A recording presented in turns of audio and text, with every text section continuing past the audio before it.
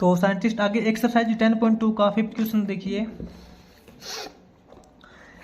Scientist fifth question की statement में इसने बोला find the equation of circle drawn on the diagonals of rectangle as diameter. तो इसके अंदर साइंटिस्ट इसने बोला है कि एक रेक्टेंगल है, रेक्टेंगल के जो डायगोनल है उस डायगोनल को डायमीटर मान के एक सर्कल ड्रॉन किया जाता है, तो उस सर्कल के अपने को इक्वेशंस निकालनी है, ठीक है ना। और जिसने रेक्टेंगल की जो साइड की इक्वेशंस दे रखी है वो इस प्रकार दे रखी है। तो देखिए साइंटिस्ट इसको कैसे सोल्व करते हैं। एक बार तो साइंटिस्ट जो अपने को गिवन केस दे रखा है यहाँ पे लिखेंगे टू गिवन कंडीशन के अकॉर्डिंग साइंटिस्ट इसके अंदर हम ऐसे मानेंगे कि अपने को एक रेक्टेंगल दे रखा है इसने, रेक्टेंगल साइंटिस्ट अपना ए बी सी और डी ये रेक्टेंगल दे रखा है। और क्वेश्चन के अकॉर्डिंग साइंटिस्ट इसने बोला है कि रेक्टेंगल का कोई भी एक डायगोनल मान लीजिए, जैसे कि ये अपना ए सी ये डायगोनल हो गया, इस डायगोनल को एक डायमीटर मान के सर्कल बनाया जाता है। तो ऐसे मान लेते हैं कि साइंटिस्ट इसका जो सर्कल बनेगा वो इस तरफ ऐसे बनेगा, ठीक है, आगे समझ में। अब साइंटिस्ट अपने को इस सर्कल की इक्वेशन निकालनी है, जिसके लिए सबसे पहले तो आप नोट कीजिए कि ये जो रेक्टेंगल दे रखा है आपको ए बी सी डी, इसकी इक्वेशन से इसने दे रखी है, लाइन की इक्वेशन दे रखी है scientist X is equal to 6। तो साइंटिस्ट इसकी जो साइड को अच्छे से समझिए, इसने पहली साइड दे रखी है X is equal to 6। X is equal to 6 का मतलब ये है कि ये जो लाइन है वो एक्स की वैल्यू कांस्टेंट है। यहाँ पे साइंटिस्ट इसके अंदर आप कंफ्यूज मत होना, इसके अंदर आप गड़बड़ मत कर देना। इसने लाइन की वैल्यू दे रखी है एक्स इज इक्वल टू 6 का मतलब है कि एक्स की कांस्टेंट वैल्यू है 6। अगर एक्स की वैल्यू कांस्टेंट 6 है तो इसका मतलब ये है कि एक्स की वैल्यू चेंज नहीं हो रही, यानी कि वाई के पैरेलल है ये, ठीक है ना, ये y के पैरेलल है। तो इसका मतलब साइंटिस्ट ये आपको पता है, देखिए ये अपनी x एक्सिस होती है, ये y एक्सिस होती है, तो y के पैरेलल क्या होगी, y के पैरेलल या तो ये लाइन होगी या ये लाइन होगी, ठीक है। तो मान लेते हैं कि इसकी वैल्यू दे रखी है 6 और उसके बाद साइंटिस्ट इसने दे रखा है x इज इक्वल टू -3। आपको पता है x की वैल्यू -3 कॉन्स्टेंट दे रखी है, यानी कि y के पैरेलल तो ये लाइन होगी x इज इक्वल टू -3, ठीक है ना। और उसके बाद इसने दे रखा है y is equal to 3, y की कॉन्स्टेंट वैल्यू है, y की वैल्यू कांस्टेंट है, इसका मतलब ये जो लाइन है वो x एक्सिस के पैरेलल है। x एक्सिस के पैरेलल बोलेंगे तो या तो ये लाइन होएगी या फिर ये लाइन होएगी, ठीक है। हम इसको बोल देते हैं कि y इज इक्वल टू 3 है। और लास्ट में इसने दे रखा है y is equal to -1, y की वैल्यू -1 कांस्टेंट दे रखी है, चेंज नहीं हो रही, इसका मतलब ये x के पैरेलल है, तो y इज इक्वल टू -1 इसको बोलेंगे, ठीक है ना। ऐसे साइंटिस्ट आप इसको लाइन के अंदर गड़बड़ मत कर देना। आपको पता होना चाहिए कि जब x की वैल्यू 6 है ना, उसका मतलब ये है कि x की कांस्टेंट वैल्यू है, कांस्टेंट वैल्यू चेंज नहीं होती, x की वैल्यू चेंज नहीं हो रही, इसका मतलब ये जो लाइन है वो y एक्सिस के पैरेलल हो सकती है, तभी तो x की वैल्यू चेंज नहीं हो रही, ठीक है। अब साइंटिस्ट अपने को इसकी इक्वेशन निकालनी है, देखिए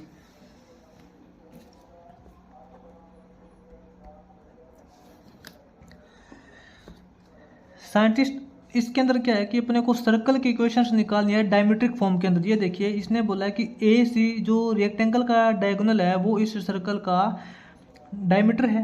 अगर इस अपने को इस डायमीटर के कोऑर्डिनेट मिल जाएं, यानी कि ए और सी के कोऑर्डिनेट मिल जाए, तो हम इसकी इक्वेशंस निकाल सकते हैं डायमीट्रिक फॉर्म के अंदर। तो यही तो बात है, अपने को डायमीटर के कोऑर्डिनेट चाहिए। तो साइंटिस्ट बिल्कुल ईजी है।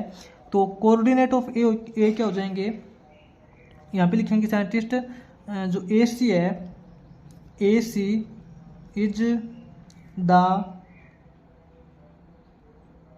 डायमीटर ऑफ सर्कल, जो ए सी है वो सर्कल का डायमीटर है, एंड डायगोनल ऑफ रेक्टेंगल, ठीक है। रेक्टेंगल का तो वो डायगोनल है लेकिन सर्कल का डायमीटर है। तो साइंटिस्ट ए के कोऑर्डिनेट क्या हो जाएंगे, इसने साइंटिस्ट ए पॉइंट यहाँ पे दे रखा है, इसका मतलब ये जो ए पॉइंट है ये ए बी लाइन का भी है और ए डी लाइन का भी है, दोनों लाइन का पॉइंट ऑफ इंटरसेक्शन है। इसका मतलब ये है कि साइंटिस्ट आप यहाँ पे कंफ्यूज मत होना, इसका मतलब ये है कि ये जो पॉइंट है वो एक्स के अंदर -3 भी है, एक्स के अंदर -3, एक्स इज इक्वल टू -3 दे रखा ना, तो यहाँ पे एक्स की वैल्यू -3 हो जाएगी, एक्स की वैल्यू -3 और वाई की वैल्यू साइंटिस्ट इस देखिए हर एक पॉइंट के ऊपर आपको वाई की वैल्यू -3 दे रखी है, है ना। y की वैल्यू साइंटिस्ट इसने कांस्टेंट दे रखी है ना, y इज इक्वल टू 3। इसका मतलब हर एक पॉइंट के ऊपर आपको y की वैल्यू -3 मिलेगी। इसका मतलब इस पॉइंट के ऊपर भी आपको y की वैल्यू 3 मिलेगी, इसके ऊपर भी तो आपको y की वैल्यू 3 मिलेगी ना, चेंज तो नहीं होगी। इसी प्रकार साइंटिस्ट ये देखिए, जो पॉइंट C है वो BC लाइन का भी पॉइंट है और CD लाइन का भी पॉइंट है। तो साइंटिस्ट इस लाइन के हर एक पॉइंट के ऊपर आपको x की वैल्यू 6 मिलेगी, क्योंकि इसने कांस्टेंट वैल्यू दे रखी है। हर एक पॉइंट के ऊपर x की वैल्यू 6 है, इसका मतलब ये पॉइंट भी 6 है, x के अंदर ये पॉइंट 6 है।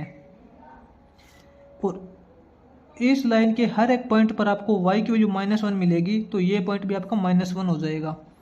ठीक है। तो साइंटिस्ट अपने पास a और c के कोऑर्डिनेट आ चुके हैं। ठीक है, a के कोऑर्डिनेट अपने पास यहाँ पे -3 और 3 हो जाएंगे।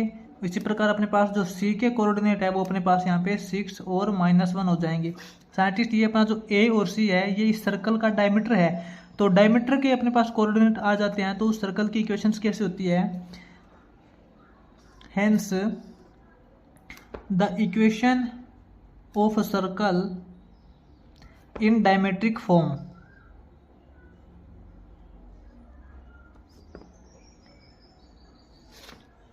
डायमेट्रिक फॉर्म के अंदर साइंटिस्ट सर्कल की इक्वेशन अपने पास बनेगी x माइनस x1 की वैल्यू -3, तो माइनस माइनस प्लस हो जाएगा। ठीक है, x minus x1 into x minus x2 plus y minus y1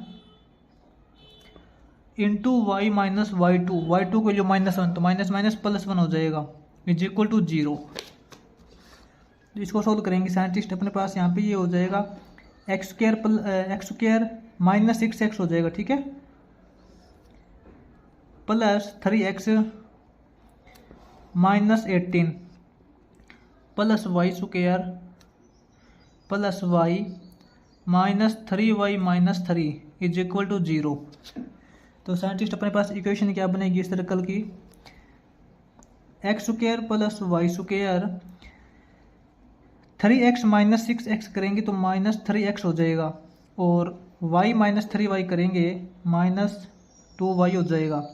उसके बाद -18 माइनस 3 करेंगे -21 इज इक्वल टू 0।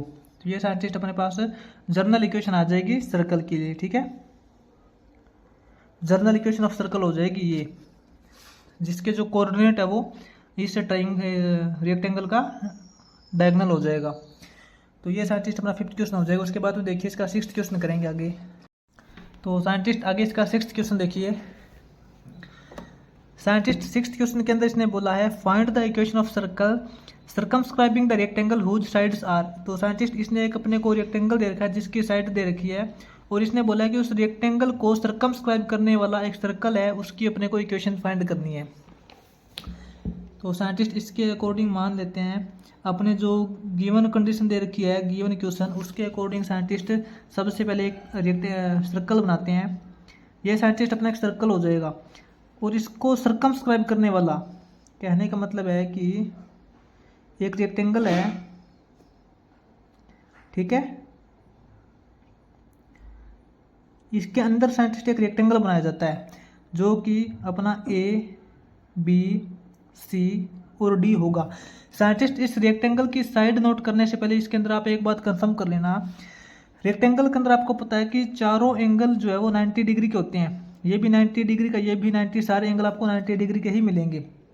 अब साइंटिस्ट आपको नोट ये करना है कि ये जो अपना सर्कल बनेगा कंप्लीट, ये सर्कल सेमी सर्कल तभी बनेगा जब अपना B और D है वो इसका डायमीटर हो जाएगा। आपको पता है अगर हम डायमीटर से हाफ करते हैं तभी तो आपका जो सर्कल बनता है वो सेमी सर्कल बनता है ना।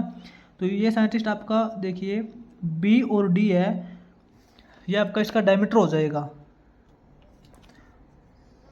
और इस सर्कल का जो सेंटर हो जाएगा वो आप सही मान सकते हो। ठीक है, इसका सेंटर सही मान सकते हो। अब साइंटिस्ट इसकी जो आपको दे रखी है साइड दे रखी है रेक्टेंगल की वो नोट करते हैं, सॉल्यूशन देखते हैं इसका।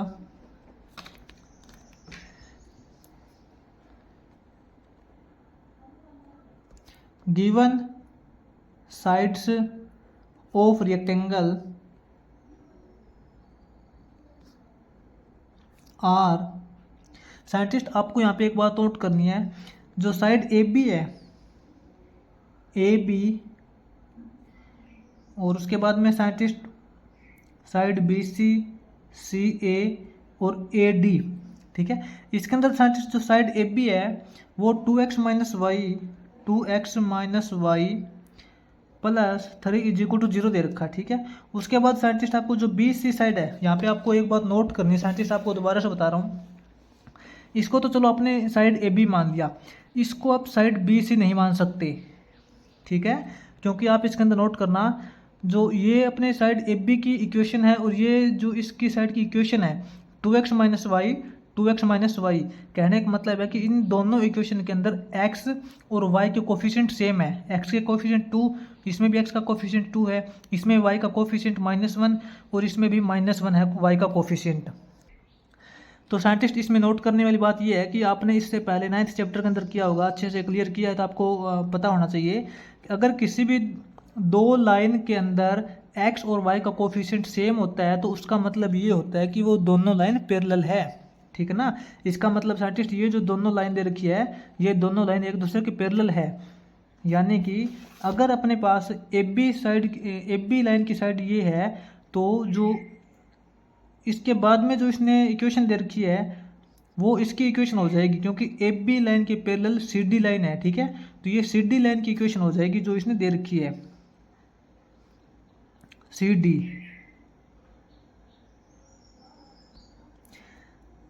डी लाइन की इक्वेशन हो जाएगी scientist 2x minus Y -4 is equal to 0। यही आपको मैं बात बताना चाहता था कि आपको ये जो इक्वेशन है ऐसा नहीं करना है कि ए बी सी डी और ए डी ऐसे लाइन वाइज आपको नहीं लिखनी है।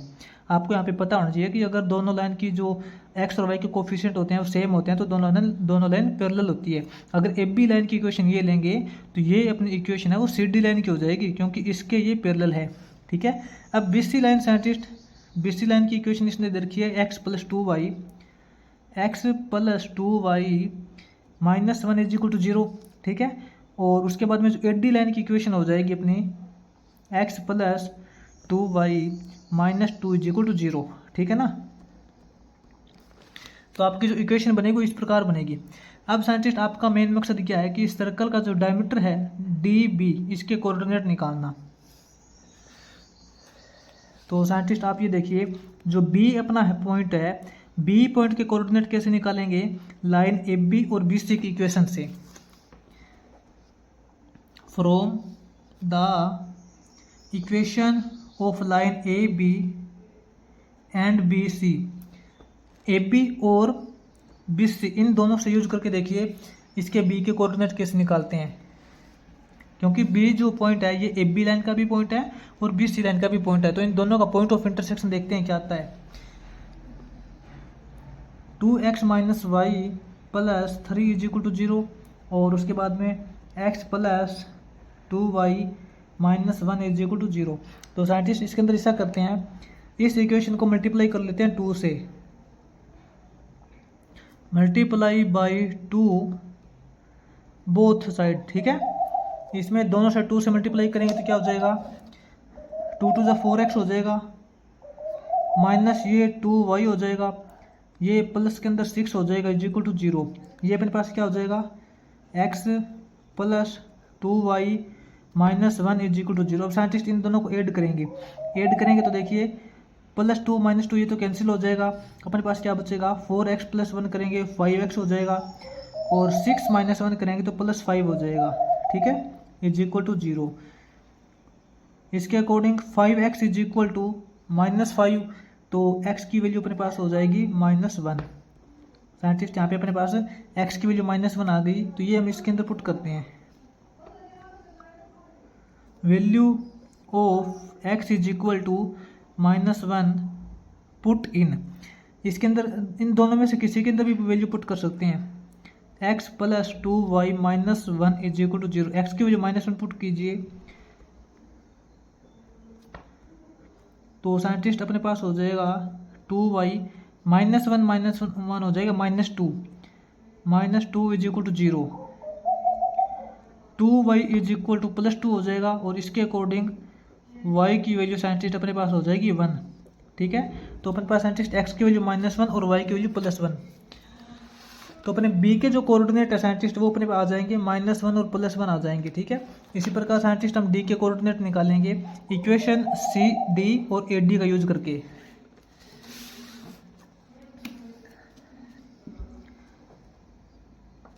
From the equation of C D and A D, C D और ए डी की जो इक्वेशन है साइंटिस्ट वो दे रखी है अपने को 2x - y - 4 = 0 and x + 2y - 2 = 0। इसके अंदर साइंटिस्ट ऐसा करते हैं, इसको 2 से मल्टीप्लाई कर लेते हैं। आपको पता है साइंटिस्ट इसको मल्टीप्लाई क्यों कर रहे हैं, इसको 2 से मल्टीप्लाई इसलिए कर रहे हैं क्योंकि अपने y के कोफिशिएंट सेम हो जाए, आपको पता होना चाहिए। मल्टीप्लाई बाई 2 बोथ साइड, ठीक है।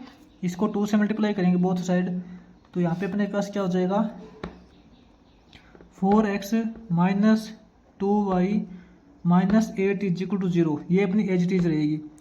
x + 2y - 2 = 0।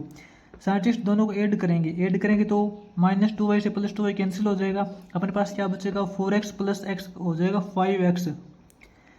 -8 - 2 करेंगे -10 हो जाएगा = 0। इसके अकॉर्डिंग 5x = 10 हो जाएगा, सो x = +2 हो जाएगा। x की वजह साइंटिस्ट अपने पास +2 आ जाएगी। Value of x = 2 put in, x की वैल्यू जो 2 है वो इन दोनों में से किसी के अंदर भी पुट कर सकते हो। इसके अंदर पुट कर लेते हैं x + 2y - 2 = 0। x की वैल्यू 2 पुट कीजिए, 2 + 2y - 2 = 0। -2 से +2 कैंसिल हो जाएगा, अपने पास बचेगा 2y = 0 है, तो y की वैल्यू 0 हो जाएगी। साइंटिस्ट अपने पास x की वैल्यू 2 और y की वैल्यू 0। इसका मतलब इन दोनों का जो पॉइंट ऑफ इंटरसेक्शन D है इसके कोऑर्डिनेट आ जाएंगे अपने पास 2 और 0, ठीक है। अब साइंटिस्ट अपने पास जो सर्कल का डायमीटर है BD, इसके कोऑर्डिनेट आ जाएंगे अपने पास -1 1 2 और 0। तो यहाँ पे लिखेंगे हेंस द डायमीटर कौन सा है अपना BD, ठीक है। इसके कोऑर्डिनेट को क्या हो जाएंगे, hence the diameter BD will be -1 और 1 एंड 2 और 0, ठीक है। इसको आप x1 y1 मान सकते हो, इसको x2 y2 मान सकते हो। तो इसकी डायमेट्रिक फॉर्म के अंदर सर्कल की इक्वेशन क्या हो जाएगी, equation of circle in diametric form.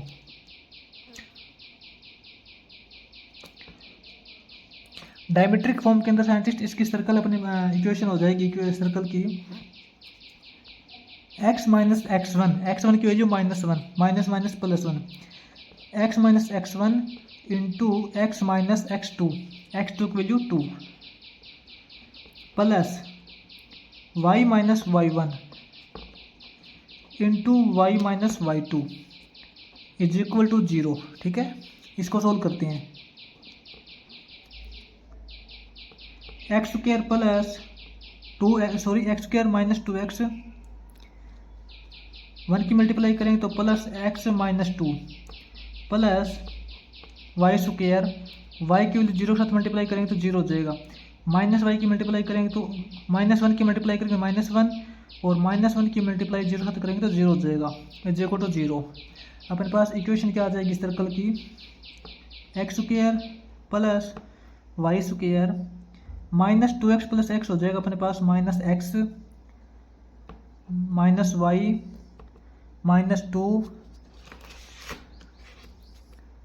= 0, ठीक है। अपने पास आर्टिस्ट ये इक्वेशन आ जाएगी x² + y² -x - y -2 = 0। तो साइंटिस्ट अपना यहाँ पे ये 6th क्वेश्चन हो जाएगा कंप्लीट।